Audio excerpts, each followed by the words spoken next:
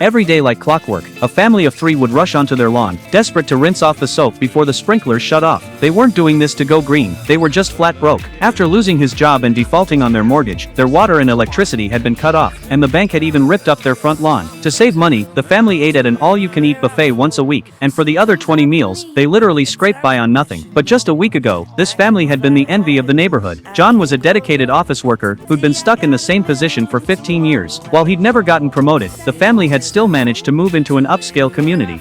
Then one day, out of the blue, the CFO, someone he barely saw once a year, gave him a warm reception. Shortly after, the boss had a sudden change of heart and promoted John to vice president. Just like that, his status skyrocketed, and his future looked bright. John even told his wife to quit her job so she could stay home and enjoy life. But before John's chair in the VP office could even warm up, a catastrophic scandal broke. The company's stock price plummeted from $100 to a penny practically overnight. By the time John got back to the office, employees were already grabbing whatever they could to cover their losses. The CFO told him the company had been cooking the books all along. John rushed to find his boss to figure out a solution, but the guy had already taken off in a helicopter. In the span of one morning, John went from promoted to unemployed. When he got home, his wife had workers digging a hot spring in the yard and had replaced the lawn with $20,000 turf. Then she hit him with the good news: she'd quit her job. The next day, the company's scandal made headline news. Every employee was out of work, but the boss had already moved his assets offshore and bought himself a villa abroad. That's when John realized he'd been set up as the fall guy. His and his wife's retirement savings were tied up in the company stock.